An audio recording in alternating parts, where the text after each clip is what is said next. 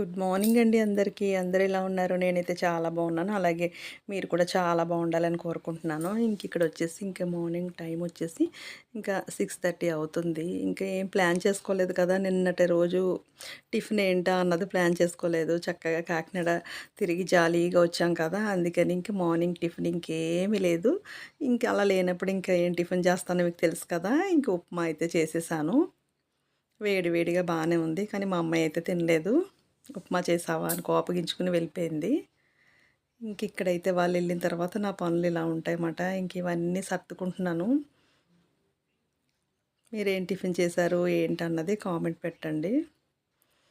అలాగే వాతావరణం మీ ఊర్లో ఎలా ఉందో అది కూడా కామెంట్ పెట్టండి. ఇక్కడైతే మాకైతే చాలా చలి ఎక్కువగా ఉంది. ఏ పని చేయలేకపోతున్నాం.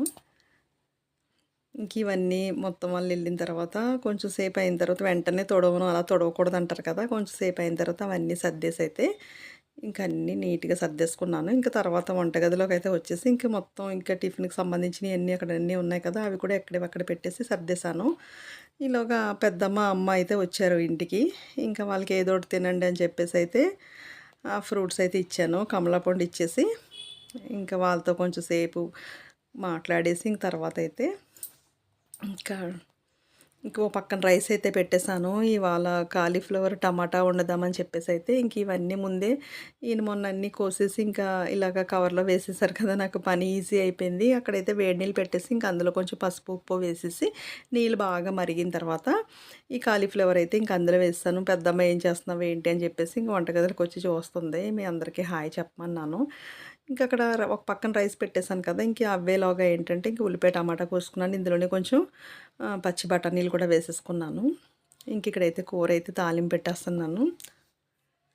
కూర కోసం అయితే కొంచెం ఆయిల్ వేసేసి ఆయిల్ వేడైన తర్వాత ఉల్లిపాయ, పచ్చిమిర్చి అయితే వేసేసుకున్నాను. ఒక 2 పెద్ద ఉల్లిపాయలు అయితే వేసుకున్నాను. ఇది ఎంతమందికి కర్రీ ఇష్టమో కామెంట్ పెట్టండి. కాలీఫ్లవర్ బాగుంటుంది కదా! తర్వాత అయితే చెల్లి ఫోన్ చేసింది. "నువ్వేం కర్రీ వండుతున్నావు?" అంటే తను కూడా ఇదే వండుతుందట. సేమ్ ఇద్దరిది ఒకే కర్రీ ఈరోజు. కాలీఫ్లవర్ నీళ్ళు మరిగిపోయిన దాంట్లో వేసేసానేమో చక్కగా అందులో కూడా సగం ఉడికిపోయినట్టు అయిపోయినాయి అవి. ఇక్కడైతే ఇవి వేగడం కోసం ఉప్పు, పసుపు వేసేసాను. చక్కగా వేయించేసాను. అమ్మ, పెద్దమ్మ అయితే ఫ్రూట్స్ తిన్నారు కదా! టీ పెట్టనా అంటే అప్పుడే వద్దు, కొంచెం టైం అయిన తర్వాత టీ పెడదువులే అనేసి అన్నారు. ఈలోగా ఎందుకు టైం వేస్ట్ చేయడం అని కర్రీ అయితే వండేస్తున్నాను. ఇక్కడైతే ఉల్లిపాయ చక్కగా వేగిపోయింది. ఈరోజు మా అబ్బాయి కూడా లంచ్ బాక్స్ పెట్టమని చెప్పాడనమాట. తనకు ఒక ఎగ్ రైస్ కింద చేసేసి అయితే ఇచ్చేస్తాను. ఇప్పుడు ఉల్లిపాయ వేగిపోయింది కదా! టమాటా కూడా వేసుకుని వేయించేసుకోవాలి.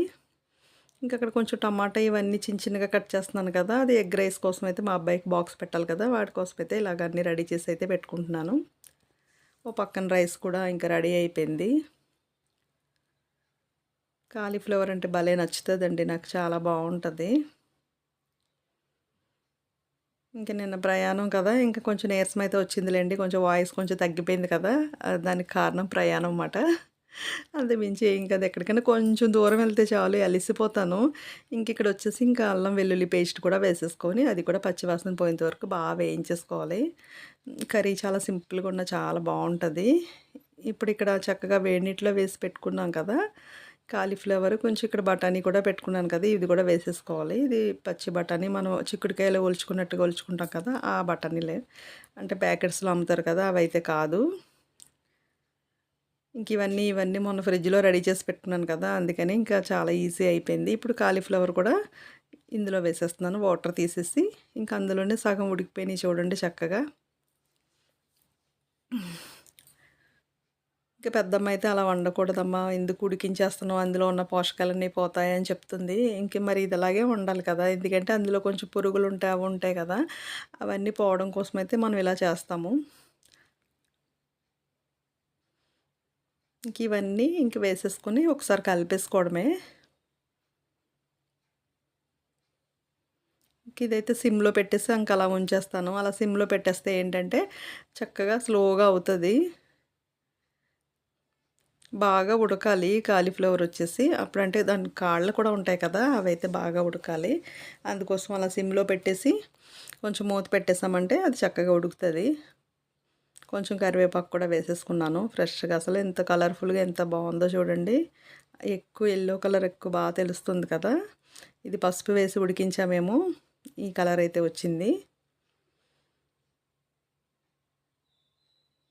చాలా బావుంటది ఈ కర్రీ వచ్చేసి. ఇంక మూత పెట్టేసి ఇంకా దాన్ని అలా వదిలేసాను. ఇంక వాళ్ళు టీ పెట్టమన్నారు. ఇంక ఆ పక్కనైతే ఇంక టీ పెట్టేస్తున్నాను. ఇది సిమ్‌లో అలా ఉంచేస్తే అది స్లోగా మగ్గుతది. మీరేం కర్రీ చేశారు ఏంటి అన్నది కామెంట్ పెట్టండి. ఇక్కడ టీ అయిపోయింది. ఇంక అందరికీ వేసైతే ఇచ్చేసాను. ఇంక మధ్య మధ్యలో కలుపుతున్నాను. కింద అడుగు పట్టకుండా. అందులోంచి వాటర్ ఎక్కువ వస్తది కనుక ఏం అడుగు పట్టదిది. ఇప్పుడు ఇందులో వచ్చేసి కొంచెం మసాలా, కొంచెం గరం మసాలా కూడా వేసేసుకోవాలి. పెద్ద ఎక్కువేం అవసరం లేదు. కొంచెం తక్కువ తక్కువ వేసుకుంటేనే బావుంటది. వేసుకుని ఇది కూడా బాగా వేయించేసుకోవాలి. కొంచెం పెద్ద ముక్కలుగానే కోసుకోవాలి. లేదంటే అది ఇంకా మెత్తగా అయిపోతది. ఇప్పుడు ఇలాగ కొంచెం పెద్ద ముక్కలు కోయడం వల్ల ఏంటంటే చక్కగా మనం గుత్తి వంకాయ ఎలాగైతే ఉంటదో అలాగా ఉంటదన్నమాట. కొంచెం గుత్తు గుత్తుగా ఉంటది బావుంటది. ఇంకా అందులో కొంచెం మనం తినేదాన్ని బట్టి కారం కూడా వేసేసుకొని అది కూడా కొంచెం పచ్చి వాసన పోయేంత వరకు వేయించుకొని కొంచెం అంటే కొంచెం వాటర్ వేసుకోవాలి. ఒక పావు గ్లాస్ నీళ్ళైతే వేసుకోవాలి. ఎందుకంటే ఇది బాగా ఉడికించేసాం కనుక ఇవన్నీ కలవడం కోసం అయితే కొంచెం వాటర్ అయితే వేసుకోవాలి. వేసుకొని మూత పెట్టేసుకోవడమే. ఇంకా అదైతే ఆ పక్కన పెట్టేసి సిమ్‌లో పెట్టేసి ఉడికిస్తున్నాను. ఇంక ఈ పక్కన వచ్చేసి ఇంక మా అబ్బాయి కోసం అయితే ఎగ్ రైస్ అయితే చేస్తున్నాను. దానికోసం ఒక కడాయి పెట్టేసి కొంచెం ఆయిల్ అయితే వేసుకున్నాను. ఇప్పుడు దాంట్లో కొంచెం పచ్చిమిర్చి, కొంచెం ఉల్లిపాయ, టమాటా ఇవన్నీ వేసేసుకోవాలి. ఇంకా పచ్చిమిర్చి కారం తినేదాన్ని బట్టి వేసుకోవాలి. వాడు తక్కువ తింటాడు కనుక వాడికి చాలా చిన్నది పచ్చిమిర్చి అయితే కట్ చేసి వేసేసాను. చాలా సింపుల్‌గా అయిపోతదండి. లంచ్ బాక్స్‌లు పెట్టేవాళ్ళు ఇలా చేసేస్తే ఏంటంటే చాలా బావుంటది. ఇంకా అందులోనే కొంచెం టమాటా, ఇలా పచ్చి బఠానీ కొంచెం అయితే ఉంచుకొని అది కూడా ఇందులో వేశాను. చాలా బావుంటది టేస్ట్ వచ్చేసి. ఇవన్నీ కొంచెం పచ్చిదనం పోయేంత వరకు వేయించుకోవాలి. ఇది ఫ్రెష్ బఠానీ కదా! ఇట్టే ఉడికిపోతాయి. మధ్య మధ్యలో అక్కడ కూర కూడా కలుపుతున్నాను. అది సిమ్‌లో పెట్టడం వల్ల స్లోగా ఉడుకుతది. అది ఉడికేలోగా నేను ఇక్కడైతే ఎగ్ రైస్ అయితే తాలింపు పెట్టేస్తున్నాననమాట. ఇప్పుడు ఇందులోనే కొంచెం అల్లం వెల్లుల్లి పేస్ట్ అది కూడా పచ్చిదనం పోయేంత వరకు వేయించేసుకోవాలి. సింపుల్‌గా అయిపోతదండి. లంచ్ బాక్స్‌లు పెట్టే వాళ్ళకైతే ఇది చాలా ఈజీగా అయిపోతది. కొంచెం అందులోనే కొంచెం ఉప్పు, కొంచెం పసుపు, కొంచెం కారం వేసుకోవాలి. కొంచెం మసాలా, కొంచెం గరం మసాలా కూడా కొంచెం కొంచెం వేసుకోండి. పెద్ద ఎక్కువేం అవసరం లేదు. పిల్లలకి అంటే లంచ్ బాక్స్ కదా! ఎందుకు అంత మరీ ఎక్కువ మసాలాలు అలాంటివి ఏమి అవసరం లేదు. లైట్‌గా వేసుకుంటే కొంచెం హ్మ్. ఆ ఫ్లేవర్ బావుంటది. అంతేగాని ఘాటు ఉండకూడదు. ఫ్లేవర్ మాత్రమే బావుండాలి. ఇంకా అందులో ఇంకా ఒక ఎగ్ అయితే ఇలా వేసేసి కొంచెం సేపు అలా కదలనివ్వకుండా అలా ఉంచేసేయండి. కదపకూడదు. ఇలాగా డైరెక్ట్‌గా ఎగ్ కొట్టొచ్చు కదా! ఇందులోనే అంటే ఒక్కోసారి ఎగ్ పోతది కదా! అందుకని చెప్పి ఒక గిన్నెలో అయితే నేను ఎగ్ అందులో పగలగొట్టి వేశాను. ఫ్రెష్‌గా ఉందని చెప్పి. అప్పుడు ఇందులో అయితే వేస్తున్నాను. వెంటనే కలపకూడదు. ఇలా కొంచెం టైం అయిన తర్వాత కలిపితే ఏంటంటే ఇలా ముక్కల కింద బా వస్తది. ఇంకా వాడికి ఒక బాక్స్‌లో ఎగ్ రైస్, ఒక బాక్స్‌లో అయితే కర్డ్ రైస్ పెడతాను. అంటే కర్డ్ రైస్ అంటే మామూలుగా ఏం తాలింపు కాదు. మామూలుగా పెరుగన్నం కలిపేసి ఇచ్చేస్తాను. అందుకని కొంచెం తక్కువ చేశానన్నమాట నేను. ఇది సరిపోతది ఆడి బాక్స్‌కి సరిపోతది. కొంచెం ఎగ్ రైస్, కొంచెం కర్డ్ రైస్ అలా పెట్టేస్తాను. మీరైతే ఎగ్ కొంచెం ఎక్కువ వేసుకోండి. ఈరోజు నేను అసలు చూసుకోలేదు ఎగ్స్ ఉన్నాయా లేదా అన్నది నేను చూసుకోకుండా ఎగ్ రైస్ అని ప్లాన్ చేసుకున్నాను. తర్వాత చూసేటప్పటికి ఒకటే కోడిగుడ్డు ఉంది. ఏం పర్వాలేదు అని చెప్పేసి ఆ ఒక్కటే వేశాను. ఇంకొకటి వేస్తే ఇంకా ఏంటంటే కొంచెం ఎగ్ ఎక్కువ ఉంటది. నా దగ్గర ఒకటే ఉంది కనుక అదే వేసేసి ఇంకా అలా సరిపెట్టేసాను. ఇక్కడైతే అన్నీ రెడీ అయిపోయినాయండి. ఇక్కడైతే కాలీఫ్లవర్, బఠానీ, టమాటా కర్రీ అయితే రెడీ అయిపోయింది. చాలా టేస్ట్ ఉంటదండి. ఒకవేళ నేను చేసే విధానం నచ్చితే ఒకసారి ట్రై చేయండి. బావుంటది. సింపుల్‌గా ఉన్నా కూడా బావుంటది. ఇక్కడ వాడికి ఎగ్ రైస్ కూడా రెడీ చేసేసాను. చాలా తొందరగా అయితే వంట అయితే అయిపోయింది. మీరేం లంచ్ చేశారు ఏంటన్నది అది కూడా కామెంట్ పెట్టండి.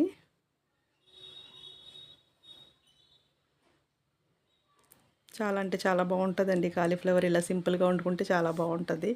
ఇంకా పెద్దమ్మ అయితే "నువ్వు ఇంకా వంటగదిలోనే గడిపేస్తున్నావు. మేము వచ్చాము కూర్చో, కూర్చో" అంటే ఇంకా అంతా వంట అయిపోయిన తర్వాత వచ్చి అయితే పెద్దమ్మతో కూర్చొని అయితే కొంచెం కబుర్లయితే చెప్తున్నాను.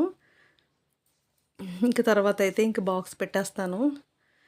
ఇంక పెద్దమ్మతో కాస్త కూర్చొని మాట్లాడి పెద్దమ్మ అయితే ఇంటికి రమ్మని అడుగుతుంది. నాకు అసలు టైం ఉండట్లేదు పెద్దమ్మ, ఈ పిల్లలతోనే సరిపోతుంది అని చెప్తున్నాను. ఏదో ఒక వీలు చూసుకొని రా అమ్మ అనేసి బతిమలాడుతుంది. సరే పెద్దమ్మ చూస్తానులే, నువ్వే ఉండు ఇక్కడ అని అడుగుతున్నాను. ఇంకా అలా కొంచెం సేపు ముచ్చట్లయితే పెట్టుకున్నాము, మాట్లాడుకున్నాము. నేను ఎవరన్నా వస్తే వీడియో తీయను, చక్కగా కూర్చునే మాట్లాడతాను. ఎందుకంటే వాళ్ళకి ఇంపార్టెంట్ ఇవ్వాలి కనుక. కాకపోతే ఇంకా వంట చేస్తున్నాను కదా అని పెద్దమ్మ వంట అయిన తర్వాత వచ్చి కూర్చుంటానని చెప్పాను. వీడియో తీయకపోయినా మరి వంట అయితే ఉంది కదా నాకు. వీడియో తీసినా తీయకపోయినా మరి వంట చేయాలి కదా.